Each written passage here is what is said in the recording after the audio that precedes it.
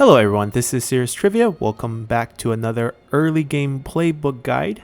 Today we will be covering Yuan Shao, the preeminent commander.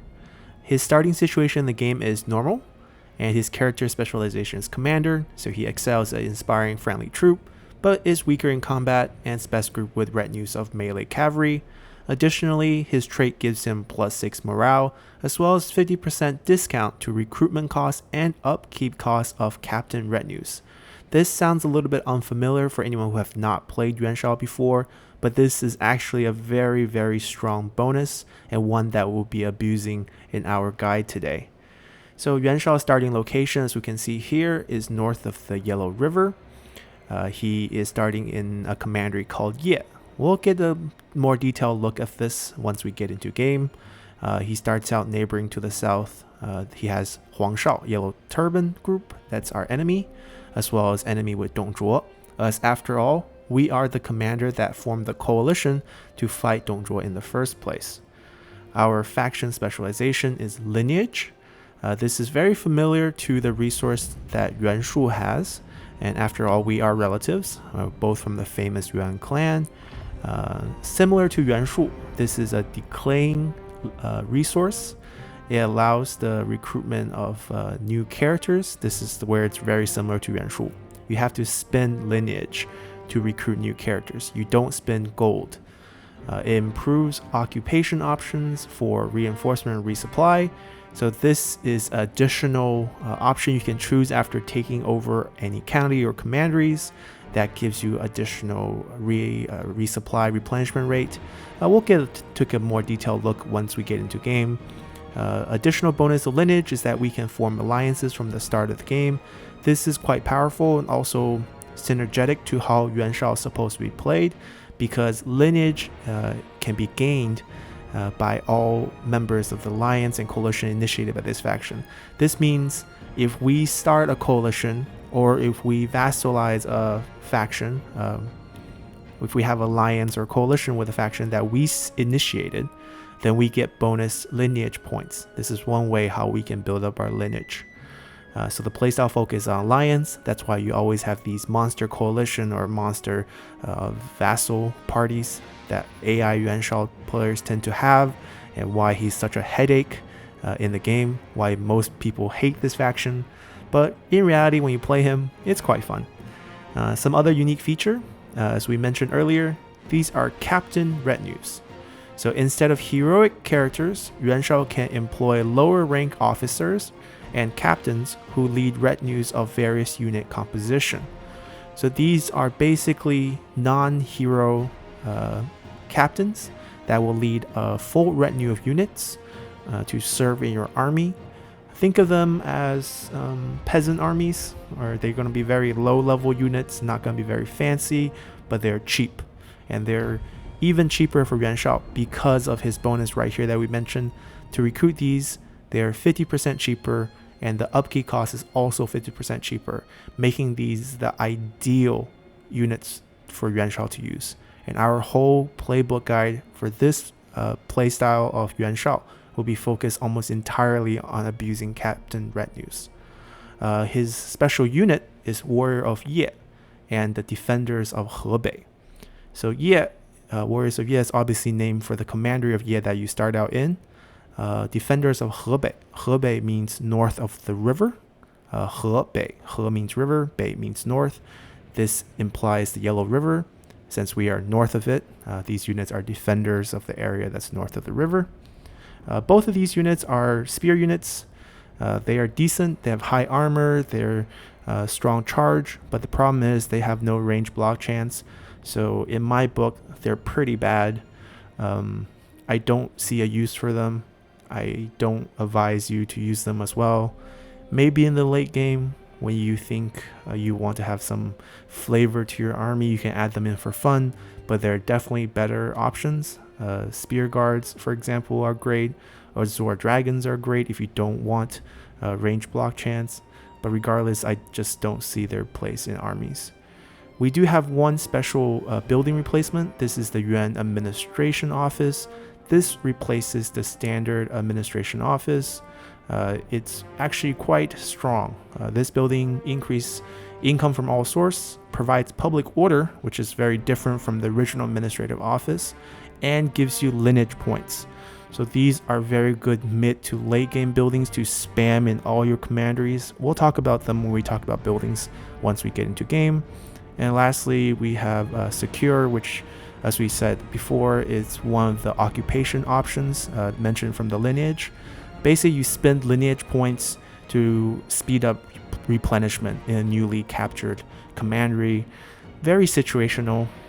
Lineage points are very valuable and hard to come by, so I wouldn't recommend using secure. But in crunch time, when you really need your army back on its feet, this is an option to consider. Noteworthy characters. Sadly, we have famous generals, but in the game they are just generic looking generals. We have Wen Chou and Yan Liang. If you are a subscriber to my channel or have seen other videos on my channel, especially the Guan Yu lore series, you're quite familiar with these two cannon fodders. Very famous generals, very skilled, but in history as well as in popular culture, they tend to be portrayed as basically stepping stones where Guan Yu became famous. But we have a champion and a vanguard, both very strong, but the game doesn't treat them nicely. They're just generic looking generals. In terms of our gameplay option, we're doing legendary like normal, and we're doing 40-minute battle timer. Still the very standard setup, so let's jump into game. Alright guys, we loaded up into the game. Once again, our first mission is just going to be destroying the army in front of us. We want to kickstart things by first taking a look at our map. As we said before, our location is north of the Yellow River. We are surrounded by Hanfu to our north. In Anping, he has the small city and the farmland, and everything else around us are either Han faction, who we are at war with because they're vassals of Dongzhuo, or there's Yuan Shao, who has the little piece of land north of the Yellow River. Most of his factions are down south. Players of Cao Cao and Liu Bei or Kong Rong are quite familiar with this guy. But his northern territory is unguarded. His army is down south, so this is obviously an easy picking for us. Other than that, we don't see anyone else on the map, even though because of our previous historical relationships, we see Yuan Shao, and we see Cao Cao. I'm going to get rid of these pings because they're just very bothersome. And we take a look at our ancillary items. Nothing too game breaking here, so that's good. Don't want to showcase a gameplay where the item's gonna play a big role. So let's still put the items on, because why not? Wen Chou is in your army that you start out with, and so is Yuan Shao. And we can give him the book maybe, because we want this item that gives authority on our commander, or not commander, faction leader, because higher authority stat means higher satisfaction. We always get this character, the eavesdropper. This is the default item that Yuan Shao's faction start out with. It's not great, it's not terrible. I tend to use this as a bargaining chip in the beginning of the game. So what we're going to do before we do any fighting is, since we have our strongest military presence on turn 1 here before the fight, we'll get all our diplomacy out of the way.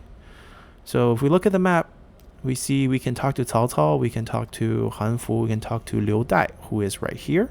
We don't see him yet, but we know he's there. The only person we can trade with, which is the most important thing to do on turn 1, is Hanfu to the north. So we're going to kickstart our negotiation here. So we see he's very happy to trade with us. Normally, in any other gameplay, what we do is ask for money. Here, since we're playing as Yuan Shao, we're not going to ask for money. We're going to ask for alliance. This is the only thing different about Yuan Shao's playthrough. Because of our lineage specialization, we need alliances and coalitions, and we are given the right to initiate them from turn 1. So we're going to abuse that. So he's not going to be very happy to just become our coalition member. He's going to ask for a lot. What we're going to do right now, as well as later on in the game, is we're going to use food as part of our diplomacy gameplay. So we're going to be giving him food. We're going to give up all 2 units of food that we have. So now it's pretty equalized. We just need to give him a little bit of cash payment as well. 55 gold, not a big deal. And we get ourselves a coalition member from turn 1. So you can do this no matter what ancillary item you get. If you get one that you don't like and you want to keep the eavesdropper, then you can definitely switch that one over. But since the eavesdropper is the default item, you always have it. So I'm just going to use that as an example. So now we have a coalition member. Now you might think, okay, why don't we just take him out, right? He doesn't seem to be very strong. He has 2 commanderies. That's because Yuan Shao's land area that he starts in has very poor commanderies, in my opinion. If you look at these 3 different commanderies that's kind of stacked on top of each other, you have Henei right here, right next to the Yellow River. It's a city plus a farmland. You have Ye, our commandery. It's a city plus a farmland. You have Anping, city plus a farmland. You get my point. So these are not great commanderies. Farmlands, obviously great for food. That's why we're going to use a lot of diplomacy options that revolves around food. But in terms of gold generation, it's not very strong. Farmland actually costs you gold. It's a upkeep intensive county. So we don't want to own all of these. So we can let him keep it. And because he's our coalition member, our lineage resource here, you see here from the increase on next season, we get 1 point of lineage from allies. That's because we initiated this coalition. In the second tier here, every turn is a 5-unit decay. And because we have our faction leader Yuan Shao himself on the battlefield, we get 5 points per turn. This is a default amount. So Yuan Shao, if you're playing as Yuan Shao, your faction leader always have to stay on the battlefield. If we recall Yuan Shao, we're screwed. You're losing out on 5 very valuable lineage points. So always have him on the battlefield. So right now, because we have him to counteract the negative factors, the 1 point is all we're gaining because we have a coalition. And that will help us stay in tier 2. The tiers are units goes from 0 to 100. The first tier is from 0 to 30 points. It has no bonuses. There is still a decay on the lineage here. You lose 2 points and you have no bonuses. Once you get into the second tier, respectable, you lose 5 per turn. This can be perfectly counteracted by having Yuan Shao on the field. You get additional 10% recruitment cost discount for captain retinue. So now with Yuan Shao's personal passive, that's up to 60%. And you get a very valuable 5% replenishment rate. That might not seem like a big number, but replenishment rate is very, very strong. And this is going to help you a lot doing a lot of your fighting early on. And lastly, if you get to honorable, this is from 70 point to 100 point. The decay is very high. It's -8. So just having your your faction leader on the field is going to counteract this. You're going to lose 3 points even if you have Yuan Shao on the field. But your replenishment rate is at 10%. And your recruitment cost for captain retinues drops even farther to -20%. So this is something to consider. Once you get, so this is basically saying once you get 3 coalition or alliance partners, you can hold on to your 3rd tier. Before then, just be happy to be in the 2nd tier. So with that, we can actually start our fighting. We're not going to be showcasing any of these actual battles because not very interesting. We're just going to delegate this fight. Obviously, you can fight this on the battlefield, fight much more cleanly, lose less people, but that's not our purpose. We already got our diplomatic numbers. Ooh, and we captured him. Okay, so this is once again different from other factions. Usually you want to be a bit picky about who you recruit. Oftentimes we would just release them or execute them for item, but because Yuan Shao has a difficult time recruiting people because it costs valuable resource of lineage, and he is a sentinel, I am actually going to employ him. Obviously this doesn't happen every time. Most playthrough, actually all my test runs, I have never captured him. This is the first time. So this will make things a little more interesting. You might think he's going to be a salary issue for us, but honestly, we don't have any sentinel in our army. We can talk about who we have once we finish our second mission, which is to take the farmland in Ye. Once again, we're just going to delegate this fight. Very simple battle.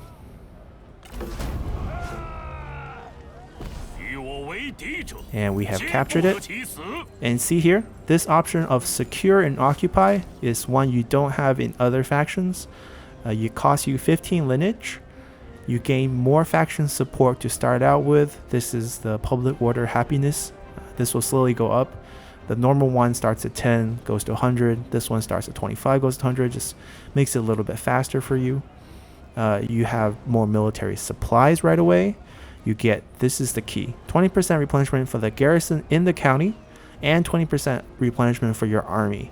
So this is the only reason why you might ever want to consider using secure and occupy is if you have a battered army and enemies coming at you, you might want to consider using some lineage points. But these are very valuable in the beginning of the game when you don't have many ways to gain them. So just stick to occupy. Alright, at this point, our third mission is the famous Your Economy Grows. We get some bonus experience for capturing a commandery, a full one. And now we're going to do our typical Disband the Army. This is another reason why we don't really care about whether we delegate these two fights or fight cleanly, because in most of my strategies, we don't keep our army to maximize our economy early on. We're going to recall Yuan Shao, because he's going to be useful as assignment. And we're going to leave Yuan Shao out here. Remember, never recall your commander, Yuan Shao. If he leaves, your faction leader leaves the battlefield, you lose 5 points a turn. It's going to hurt. So now we can do our assignment. Before we do, let's take a look at our court and family tree.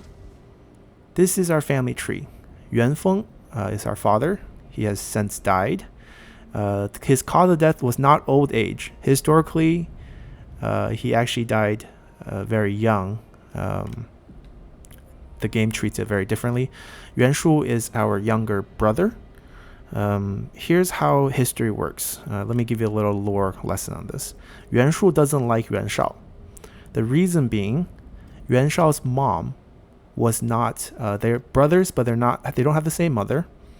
Yuan Shao's mom was a maid that was, obviously had a relationship with the dad, had Yuan Shao as a son, and then the dad married the maid. So the maid is a concubine. If you've seen our Cao Cao lore series recently, the one about Cao Cao's family, we talked about how China has a one husband, one wife, multiple concubine marriage structure. The wife, the head of the family, kids have right to inheritance. Yuan Shu, although younger than Yuan Shao, was born by the wife. So his status in the family is very high. So typically in that family structure, Yuan Shu would actually inherit everything. But fortunately for Yuan Shao, what happened is that his dad gave him away to his uncle. So his dad has an older brother who doesn't have any sons. So when that typically happens, similar to how Cao Cao's grandfather was a eunuch and couldn't have any sons, you can ask your brothers for sons if they have multiple ones.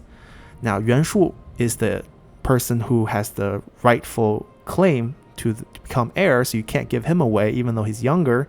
Yuan Shao doesn't have any of that right, so he's kind of disposable. So he's passed on to his dad's older brother. So because the older brother has no sons, Yuan Shao suddenly becomes the rightful heir to the older brother, to his original uncle who he now calls dad. So in that situation, what happens is that Yuan Shao actually becomes much higher status in the entire Yuan clan than Yuan Shu. Even though at the beginning, when they were both kids, Yuan Shu would be the one with a higher status. Because he became, this maid's son to all of a sudden his uncle's son. And his uncle is the older brother compared to his dad. That way, Yuan Shao actually has much more higher social standing at that point. So Yuan Shu always hated Yuan Shao for that. That's why they don't get along very well. So our family, we see Yuan Shu here, but he's not in our faction just because we're related. We have our wife, Lady Liu, and we have our heir, our 18-year-old son, Yuan Tan, as well as a couple other sons, Yuan Xi and Yuan Shang. Yuan Tan is actually a fabulous, fabulous heir. He started the game as our heir. The reason for that is because Yuan Tan is a magistrate. A generic character, kind of sucks, but you get 5% income from all sources. He has decent authority stats. It will get better once we level him up.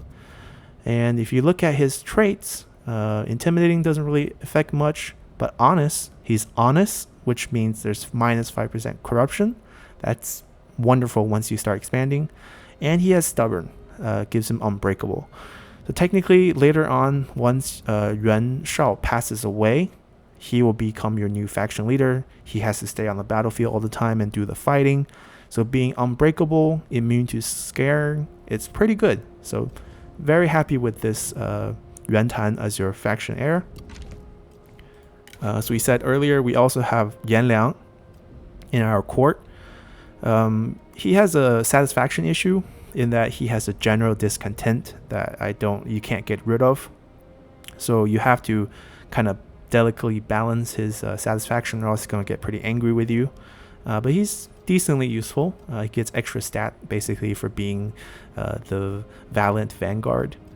You also get Xu Yu. He is your strategist. He's excellent. You get a strategist that has brilliant to start the game. As we mentioned before, very, very powerful trait, probably the best trait in the game. The ammo bust for your own units, as well as debuff for enemy units, as well as the income for all sources once you become a commandery administrator.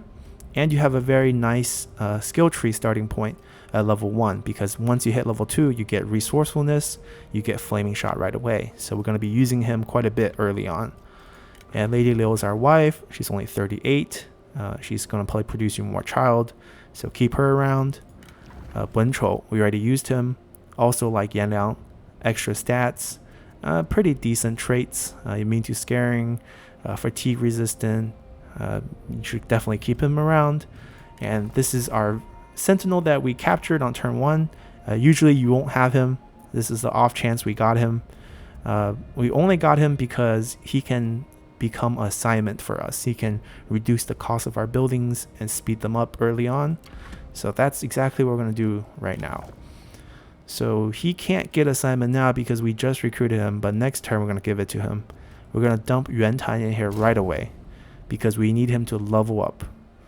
Yuan Tan needs to level up so that we can get him to gain a new skill down here. Nobility is very good for additional assignment. Flexibility is very good for cheaper redeployment costs. Early on, you want to go with nobility first, because that one extra assignment spot is very useful. Understanding is also very good. It gives you 1 starting rank, but let's go for that one. By turn 8, you will have enough experience from just doing assignment to level up. Before then, we're just going to put him in here. 50% extra peasantry income is also very good. And the first building we're going to build is the tax collection building. It's free. It gives you the most income of all the building choices you can do. I mean, you could get more income by doing state workshop, but that doesn't synergize well with Ye because you only have a farmland. If you want a guide on how to build Ye, our peasantry template guide is perfect. It's just perfect for these type of farmland commanderies where all you have is peasantry income. We're going to do tax collection. We are not going to care about our public order. We want it to go to -100. We want to farm every yellow turban rebellion that comes out because that's how we're going to build a very strong army early on. So Yuan Shao is done here. We did all the assignment. We saved the assignment slot for Cui Jun once he comes back, because we can do the supervised construction after that. And we can end turn. All right, so turn 2. We got a few characters available. Nothing too impressive. Because these characters are going to cost us lineage points, it's going to cost you 10 lineage points per recruit. So we got to be very picky with who we recruit, because lineage points are, as you can see, very hard to come by. you want to wait for, either legendary characters like Guojia or, or someone with really good background or really good traits before you pick on them.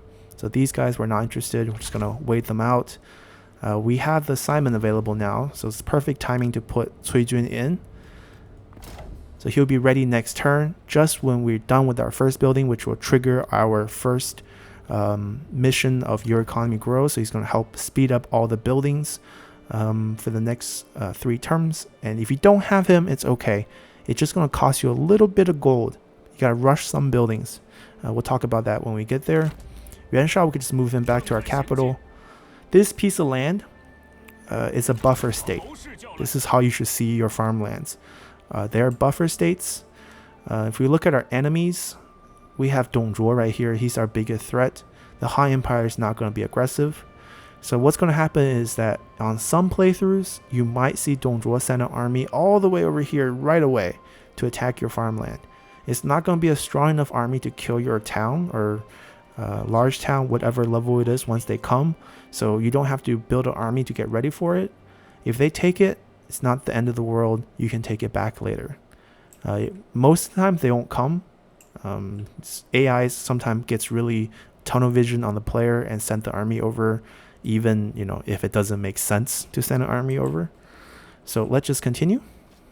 All right, we got an offer from Gao Gan, our neighbor right here in Shangdan, to sign a non-aggression pact. Because our army is very weak right now, he's kind of disrespectful by asking for so much money. We're just going to reject these. We're going to get these deals on our own terms later. All right, turn 3, it's winter. We kicked off Your Economy Grows. And our next mission is Growing Might. We're going to wait on this. We're going to recruit all our units in one go to maximize the experience bonus and replenishment bonus from this quest. So right now, we have to figure out what we want to build with our 3 turns of discounts. The key is to build this twice. You want to upgrade this to a small city at the end of this Your Economy Grows. Your last turn of Your Economy Grows should be the upgrade of this from a large town into a small city. If you don't have a sentinel, which most of your playthroughs will not have, it'll be a little bit more expensive. It'll be 2,400 gold and it'll be 5 turns. But that's not going to be... You're going to have enough money. I tested it many times. You're going to have the money to do it. So the first you want to do is you want to upgrade either one of these. It doesn't matter which one. Without a sentinel, it'd be 3 turns. With a sentinel, it'd be 2 turns. Let's say we do this one, right? Rushing it right now will cost you 1,325. If you were on 3 turns, it'll be even more than that. But we can wait 1 turn. Whether you have a sentinel or not, just wait 1 turn after you issue this command, and then we can do it again. We got lucky. We got a very nice item for our faction leader or heir. We're gonna give this to Yuan Shao for extra. Actually, he can keep the +4 satisfaction. The son can get the +6 satisfaction because satisfaction actually affect non-faction leader characters. Obviously, we can also dump his sword from the expertise sword to more authority, just so that we can boost his authority points a little higher. And that's about it. We can go on to next turn. All right, so we arrived in spring. We have some new other characters available. No one really eye-catching here. In terms of reforms, this is where we get a first pick reforms. The one that Yuan Shao defaults from is Register of Land and Population. You get 50% bonus from peasantry. Not bad, because you do start out with a bunch of peasantry commanderies nearby. But the first reform we're going to rush is actually the Silk Road Expedition. We're going to go for the Onyx Dragon Rush. It's very solid strategy. We're going to start with Foreign Envoy. So we get 1 additional trade route. We're going to our trade partners ideally is Hanfu, Gao Gan, Wang Quan. The idea is we have a buffer state of very weak parties, and we're going to expand this way. We're going to go down, take out Yuan Shao, and then we're going to take out the Henei. So basically we're going to control Henei and then turn around and attack Pingyuan and then turn north. So that's basically the route. And our early goal is to take control of everything north of the Yellow River, in that little quadrant right here, and then shift west and defend here. We're going to have lots of armies on the field because of our strategy going forward. But right now, after waiting for a turn, when your economy grows on the second turn, you want to rush it. Obviously, our cost is a little cheaper, but if you look at the amount of gold we have, even if it's more expensive, you're going to be able to do it with no problem.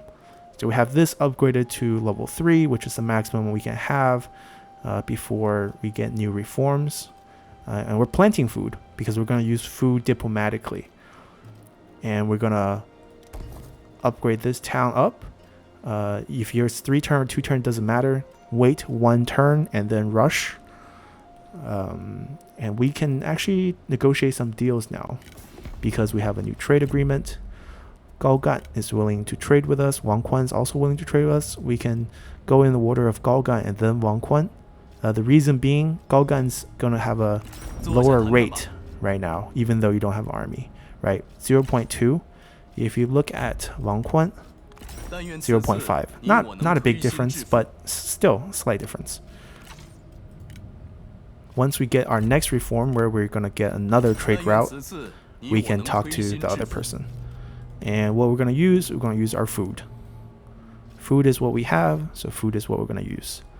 And we're going to request regular payments. Not going to be very much. If you really want more money, you can actually give him, like, say 2 food, and then you can get like 40 gold instead of whatever amount of gold you have. We have plenty of food to work with, so we can definitely do that. And then we can also do one thing. The person that's going to stab us in the back at the beginning of the game is Cao Cao. Despite the fact that we have, treaties between us and that we have common enemy war, Cao Cao's going to backstab us. And if we look at his food, he actually needs food. So we can offer him 1 food for some gold. It's not a lot, but this might, I say might, stop him from declaring war on you, because he has a very high tendency of doing it.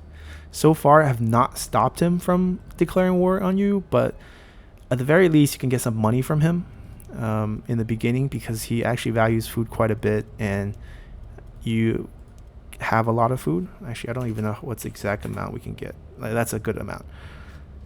Hopefully, because you're supplying him 10 turns of food, he won't attack you. But if he does, it's not the end of the world. There's Liu Dai in between you. There's a river between you. It's not the easiest thing for him to attack you. Okay, so we got our buildings done. We're waiting for a turn before we rush this. We didn't get any, game-breaking characters to recruit. Shenpei is not bad. Sometimes I've recruited him. He starts out very close to having reach. He also have hamstring, which is, very good skill. No one good, so let's continue. All right, Sun Jian dies. Not really a concern. Got a replenishment water clock. Not bad. All right, we can move Yuan Shao closer to the farmland just to get ready for the attack. You could have moved him out a little earlier. I think he does give a little bit of public water boost. Maybe not. I'm not sure. But you don't mind it going to negative, so it doesn't really matter if you keep him inside or not. We want to rush this now. And then on the last turn, while we get the maximum discount, pop this in. And we can take him out as well, because we're not going to be building anything for 4 more turns. We can put either Yan Liang in there instead, because Yan Liang is getting very sad from lack of purpose. I can give him the water clock for a little bit of happiness, just a temporary boost. He has some interesting boost for assignments. You can either do conscription, which or overseeing mustering. Overseeing mustering reduces by 3 mustering turns, and conscription, which is quite powerful, it's 15% replenishment in the commandery that you're in. So both are very strong. Definitely put him on the conscription when you have an army going for replenishment. And that's it. That's all we have to do. We could recruit. You You can recruit him anytime. Doesn't really matter. We can pop out our strategist, get rid of his army so he doesn't cost you anything being out in the field. The purpose of getting him out early is that he'll get a little bit of extra military supply as he stand outside, or else he's going to start out with short supplies. We're going to have 2 separate armies in the beginning of our game. So now we can just keep ending turns until we hit winter. Okay, so this doesn't happen all the time, but sometime it does happen. Our coalition partner, Hanfu, is going to start a war against Yellow Turban Rebellion, asking us to help. We can definitely do this. He is offering to pay us some money. We can easily switch this to per turn payment, which would give it to be a little bit higher than what he's offering right now.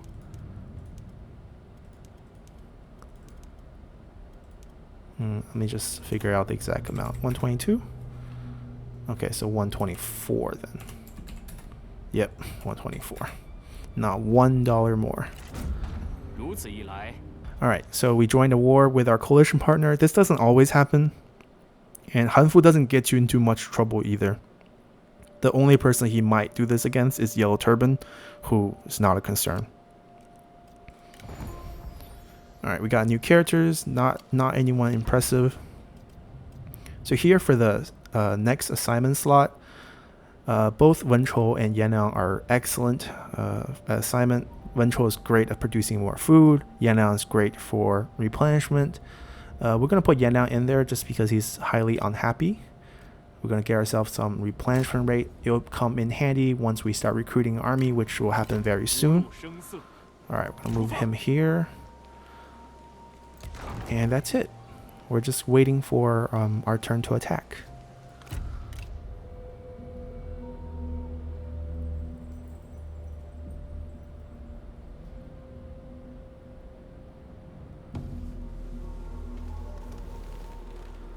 Okay, another turn. 国家, perfect. Alright, this is what we've been saving our lineage points for. So we're gonna grab 国家. 10 points, not the end of the world, but excellent character. So we can summon 国家 out too. We can have 3 armies if we really wanted to, but right now it's a little pricey, and since you don't always get 国家in all your playthroughs, it's probably unfair to showcase it, a strategy guide with him. But obviously you see he has Burnt, super high cunning, starts out with resourcefulness, just the best strategist in the game. The only thing I really wish the game did is because he recently got his portrait, right, before he wasn't legendary. In the last patch he got his unique portrait. The game should really give all the unique portrait people extra stats. He still has the same stat. You see 30 points instead of 60 for all the other unique portrait characters. Please patch this in next patch, because they will do them much more justice. Very awesome character. Very happy to get him. And if you don't get him, it's okay. Not the end of the world. We don't need him to do our playthrough.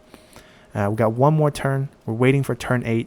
The reason we're waiting for turn 8 is because turn 8 is when Yuan Tan levels up to level 3. Right? He's so close in terms of experience points.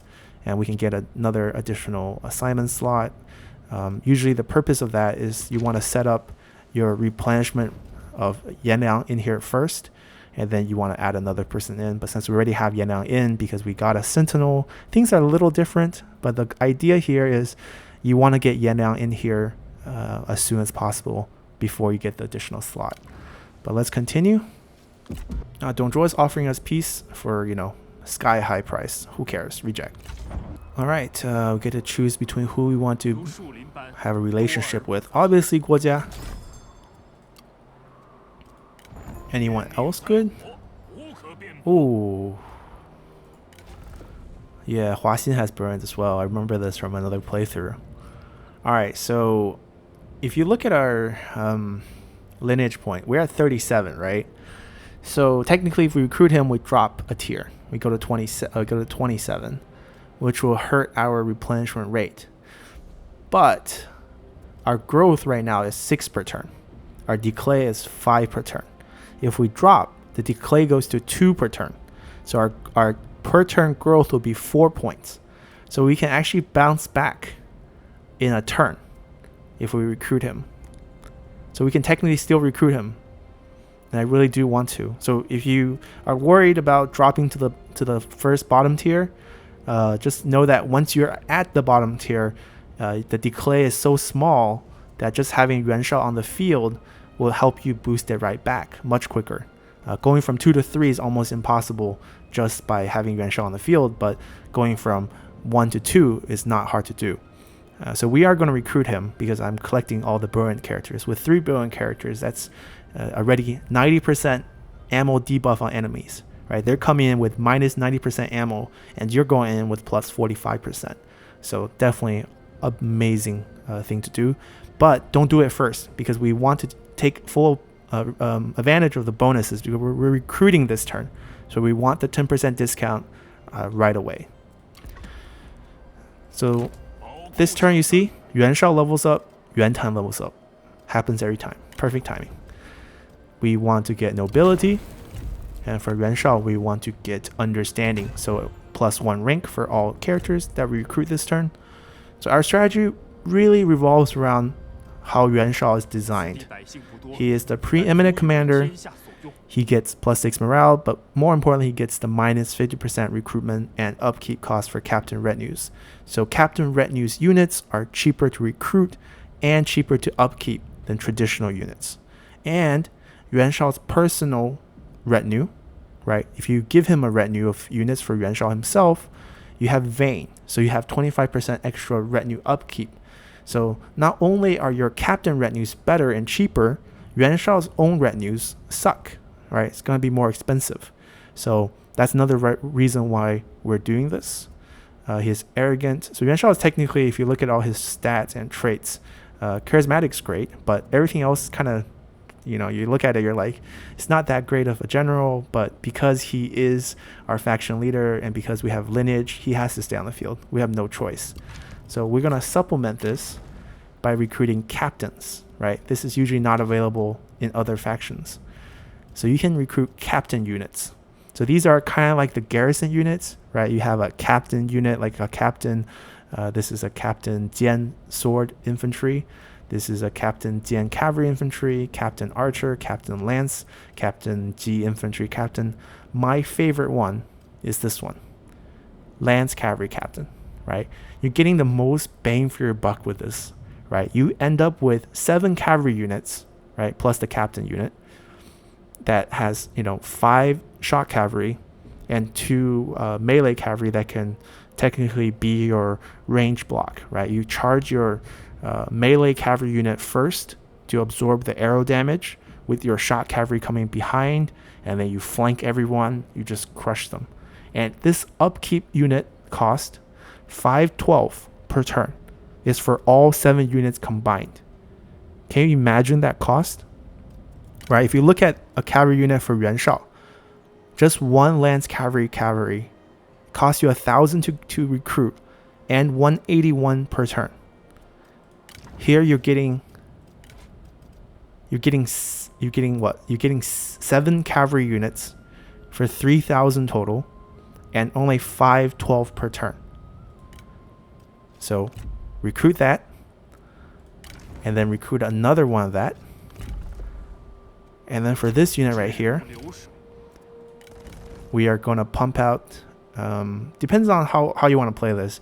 You can either do the standard 2 trebuchet plus 4 archers, or in my case, since we're doing a little extreme, we're just going to do 6 trebuchets on the strategist.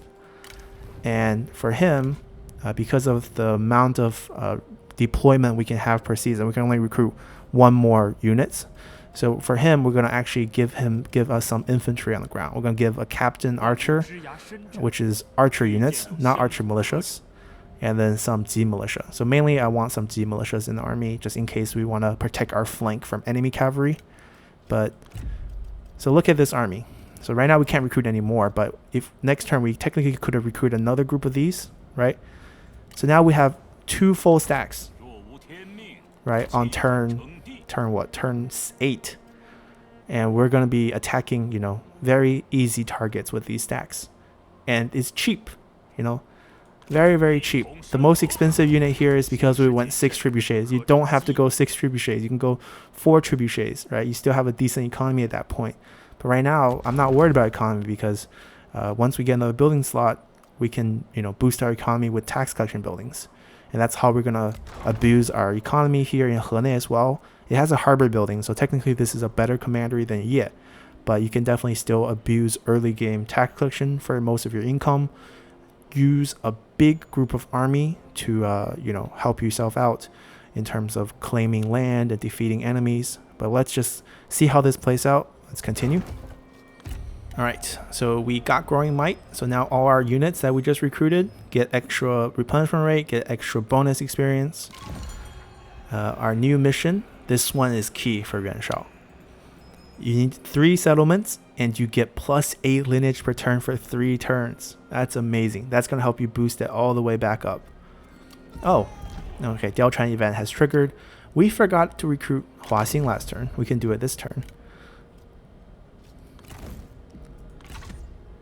And as you can see, we dropped to 28, but like we said before, now we're getting a much bigger boost per turn from this.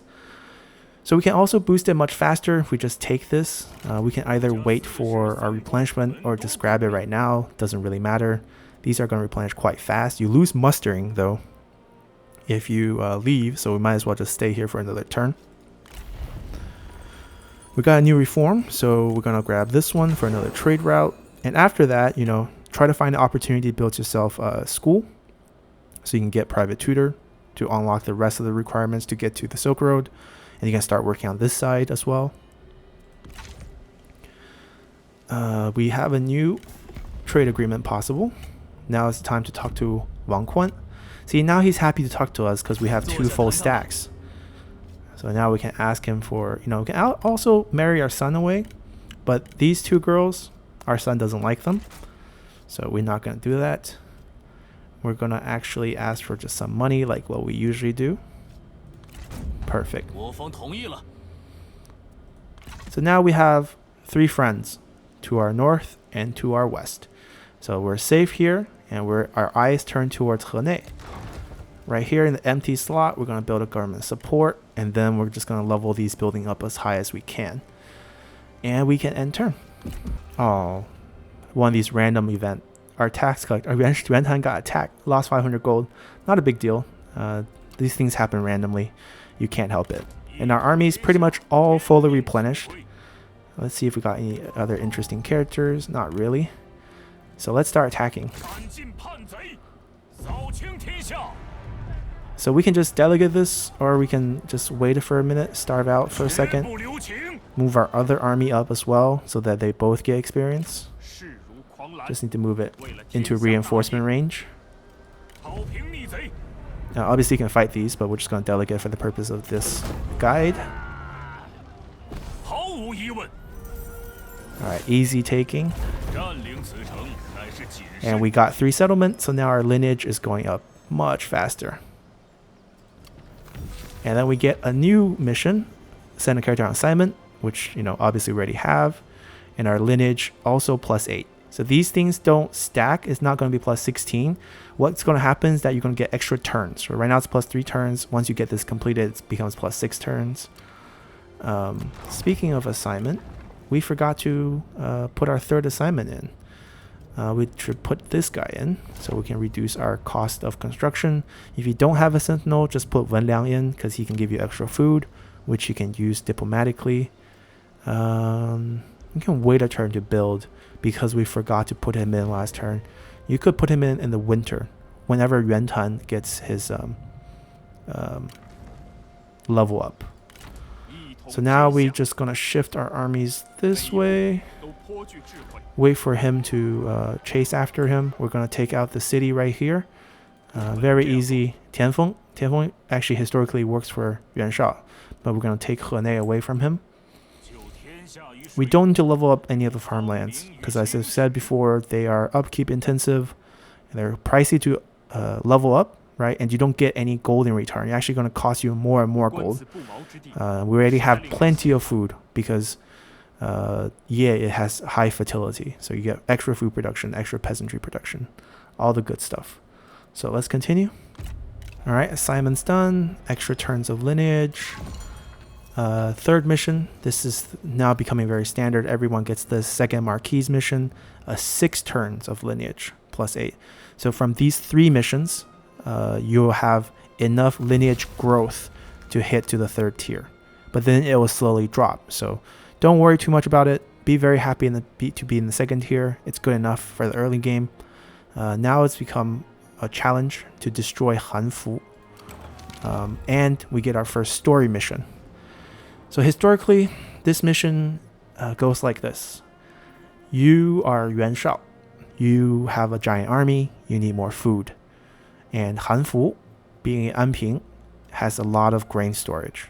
So you want to get food from him, but you feel like always asking him for food is not the long-term solution. So you want to conquer him. So your strategist goes, let's write a letter to Gong Sun-zan, who is way up in the north, and to invite Gong Sun-zan into a joint conquest, right? Kind of like Germany and Russia attacking Poland. We'll attack him together and we'll split the territory afterwards. So Gong Sun-zan gets your letter and he's like very happy. Let's join together and attack Hanfu. But Gong Sun-zan starts the attack, but we haven't done anything. We just see that Gong Sun-zan has attacked Hanfu, and then Hanfu can't beat Gong Sun-zan. So Hanfu comes to us and says, we'll confederate with you. We'll join you. And Yuan Shao, being, the guy he is, very happy. He's like, okay, we'll take your entire territory, all your food, without ever having to fight. So we confederated with him. So that's why this is follow the story. But obviously, this act can be seen as treachery, and we confederate him, and we get declared war on by Gong Sun-zan, who is pissed at us because we invited him to fight together, but he fought, and we got everything without doing anything, and we kind of betrayed him.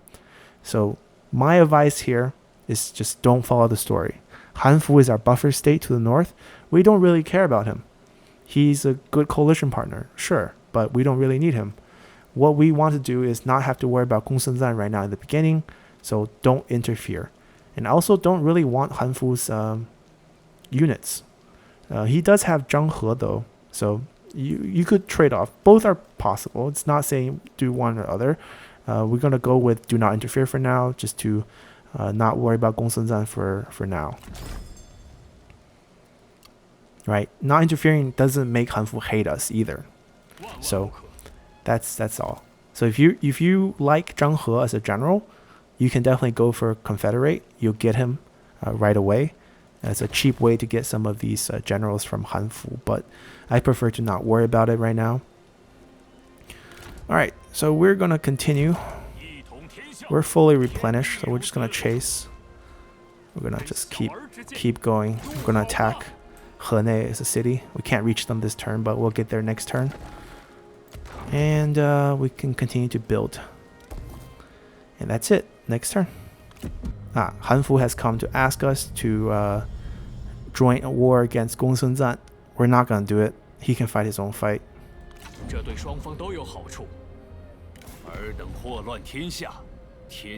And here we go. Cao Cao has betrayed us and declared war on us. The good news is we don't have to give him food anymore. And we got money from him. The bad news is we have one more enemy, but who cares? And we can ask Hanfu for help. We don't really need to, because he's not going to say yes anymore. Anyways. And Liu Dai offers us marriage, but he wants us to give up our son, so no deal. Alright, so Gong Sun-zan declared war on Hanfu. Cao Cao declared war on us.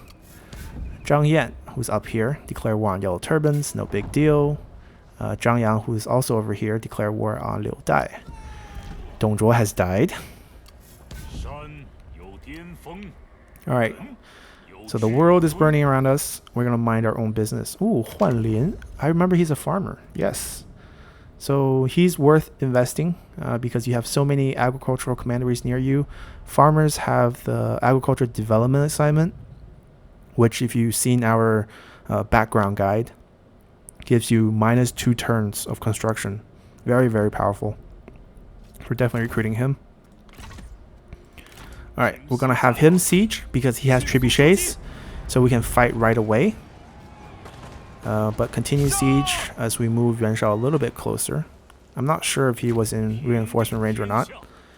But now he is, and we can just delegate this fight. And occupy.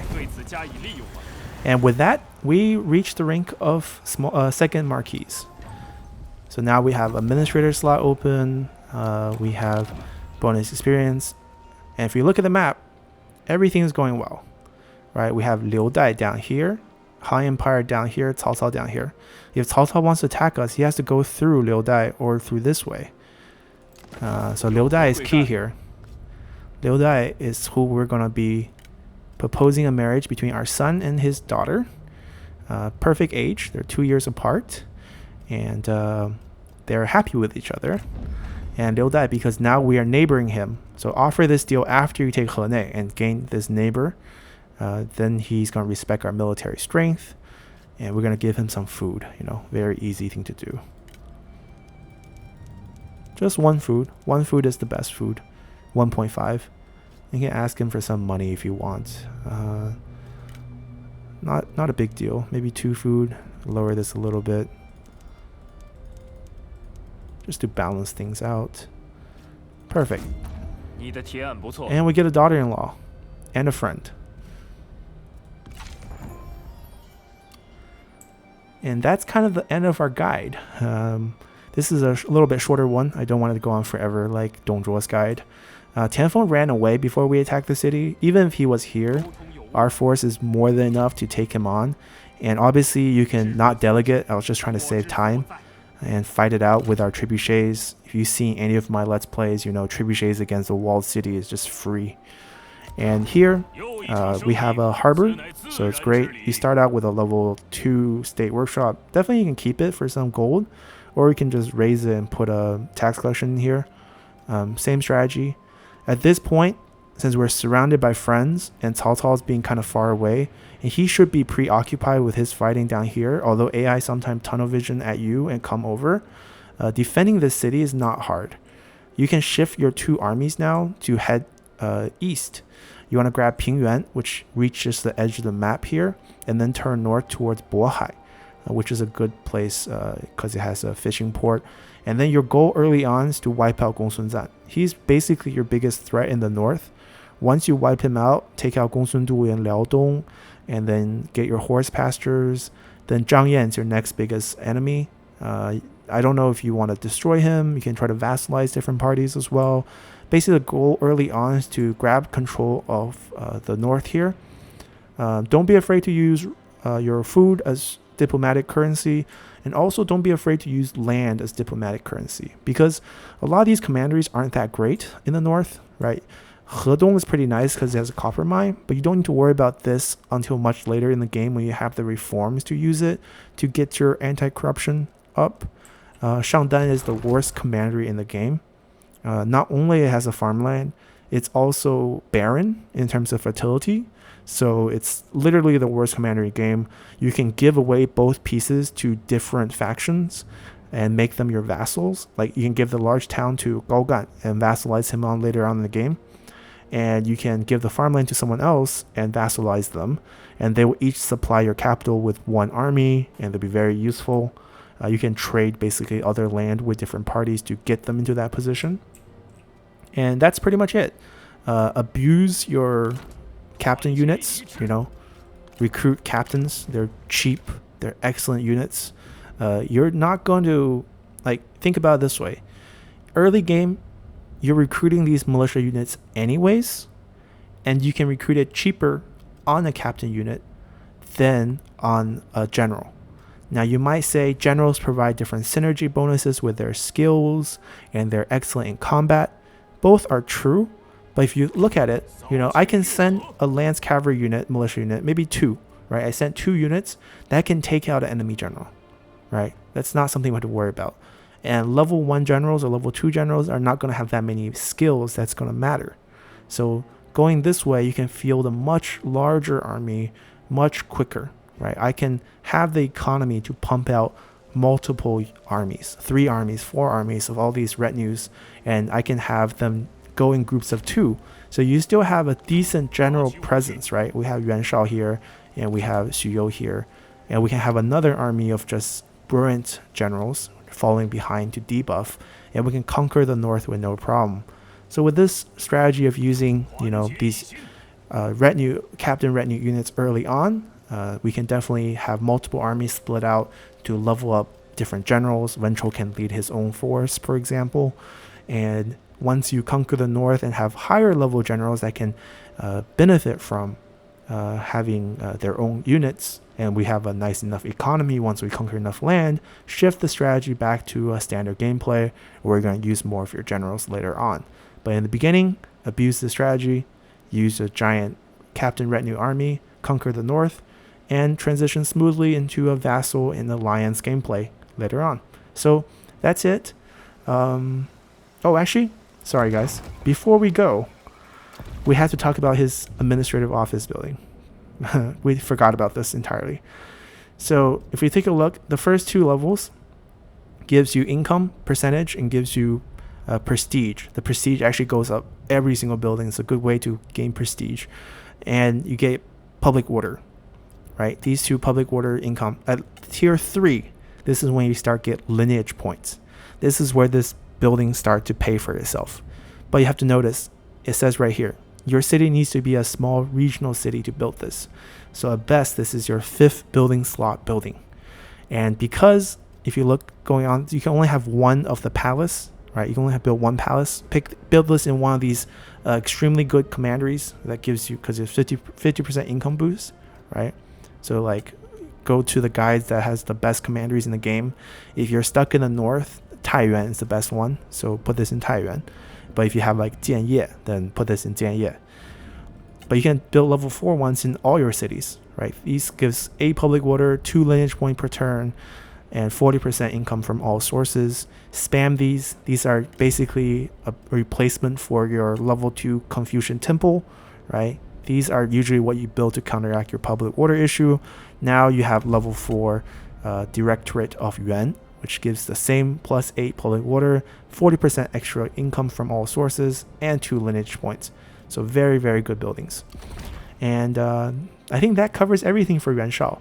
Obviously, once again, not the only way to play Yuan Shao, but definitely a good way to get you started on any difficulty. Hope you enjoy this guide, and let me know in the comment section below of how you played your Yuan Shao games and your experience from playing Yuan Shao games, and as well as who you want to see for the next guide. So see you next time. Bye.